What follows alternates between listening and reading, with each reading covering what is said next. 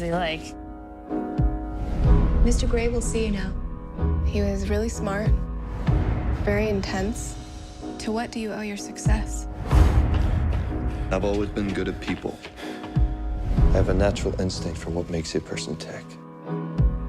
Anastasia? Christian.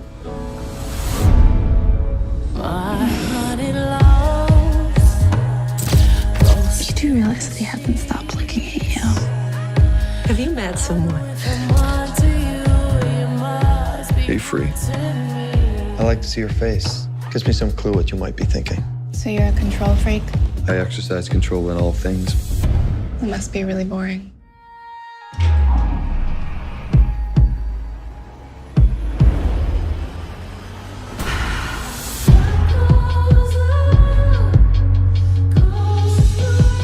You're not playing fair. You should steer clear of me. I'm not the man for you. Why won't you let me in? I had a rough start in life. That's all you need to know. My tastes are very singular. You wouldn't understand. Enlighten me then.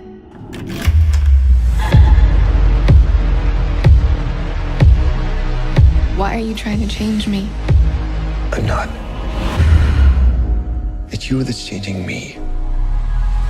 My haunted lawns, ghost in the sheet. I don't know if I can be with him the way he needs me to. I know if I'm haunting you, you must be haunting me.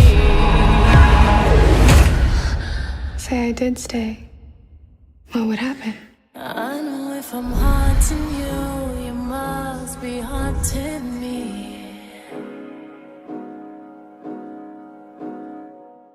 Oh my! I'm beginning to understand how this movie is going to make a lot of money.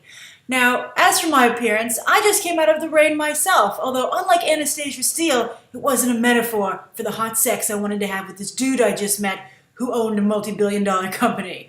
I have to say, I'm very surprised with the focus on Christian Grey's wealth. On the one hand, I think it's pretty brilliant, because as I said with the first trailer for this is clearly like the porno version of Cinderella, or maybe the ideal version of Cinderella, depending on what kind of fairy tale you like. And speaking of fairy tales, as they said in Pretty Woman, I want the fairy tale. And it's clear in 2014, we still want the fairy tale, and Christian Grey is our Prince Charming. But as I said, huge focus on wealth here, and I think it's very clever to kind of show the differences in them getting ready for their meeting, you know, where he comes from and where she comes from.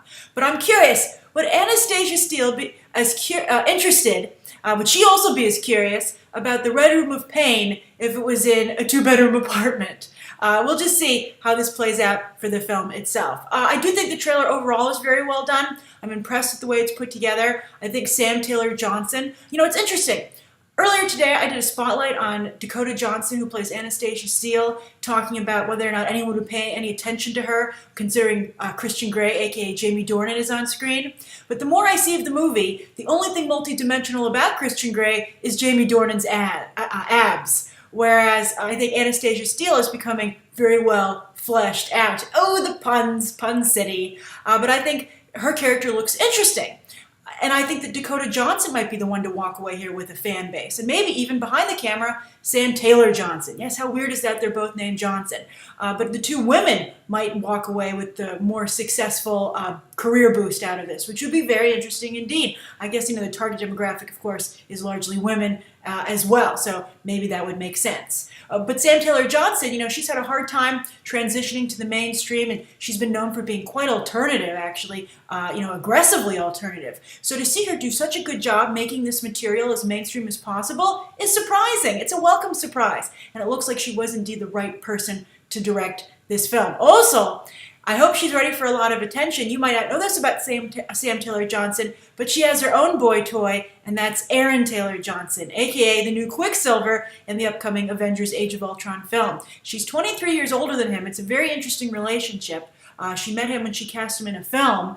I believe he played John Lennon there, and she was actually, I think, either married or separated, but she left her husband for Aaron Taylor Johnson, and they have a nice family together. But it's a very interesting relationship. It's mostly staying on the fringe, but I think it's going to be thrust into the spotlight now as she too enters the spotlight with 50 Shades of Grey. But the trailer itself, loved the beginning, juxtaposing how they get ready for the day. Then it got kind of like standard rom-com-y, but then it got totally kinky, which was also really weird but intriguing, and it looks like this movie might go pretty far. It looks like it's going to go pretty far. There are some points in the trailer where I was like, I'm glad I'm watching this by myself. And the question is, will everybody watch this at home and streaming, or will people venture to the theater to see it? Are you planning to see 50 Shades of Grey? Is the Red Room of Pain starting to seem a little more accessible to you as Sam Taylor Johnson presents it in a more mainstream light? And if you are going to see it, are you going to see it at home, in the secrecy of your own home, or are you going to brave it to the theaters on Valentine's Day? Write your thoughts down below. Thank you so much for tuning into my review,